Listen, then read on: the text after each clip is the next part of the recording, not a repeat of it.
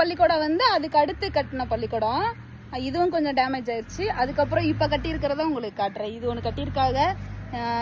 எப்படி மங்கி ஸ்கூல் போயிட்டு இருக்கா இல்லையாம்மா? ஸ்கூல் போயிட்டு தான் இருக்கு, பிள்ளைய படிச்சுட்டு தான் இருக்குது. நான் என்ன சொன்னேன் தெரியுமா, ஃபர்ஸ்ட் சார்ட்ட போய் சார் ஓயாம அடிக்குங்காட்டி எனக்கு வலி தாங்க முடியாம தோல் பை எடுத்து தோல்ல ஓட்டு சார் ஒண்ணுக்குன்னு கேட்டேன்.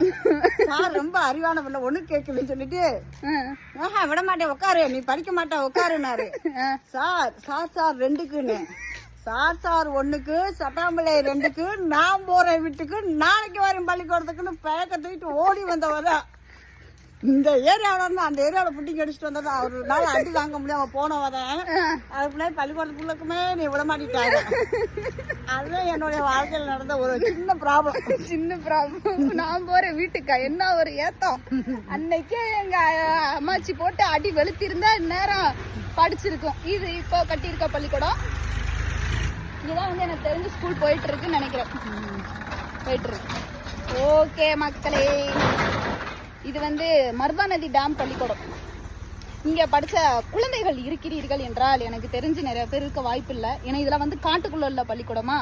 ஏமா நிறைய பேர் படிக்குது, சின்ன பிள்ளைய படிக்குது. இப்ப எல்லாம் 1 to 5 வரைக்கும் நல்ல நிலைமைகள்ல இருப்பீர்கள் என்று நாங்கள் நம்புகிறோம்.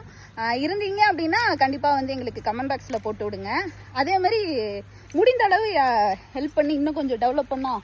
நம்ம ஏரியா டெவலப் ஆகாத நம்மளுக்கும் சந்தோஷம் தானே. ஓரமாவாமா வண்டி வருது. சரி ஓகே, வாங்க நம்ம வேலைக்கு கிளம்புவோம். கிளம்புவோமாமா? மெதுவா கசதியா இருந்தா வீட்டு சாம கிளம்புவோம். மெதுவா போவோம். வேலையெல்லாம் வேலை முடிஞ்சு நம்ம வீட்டுக்கு வந்துடுவோம். நம்ம போய் வேலைன்னா இன்னைக்கு சம்பளம் இல்லை, நம்மளுக்கு சம்பளம் இல்லை.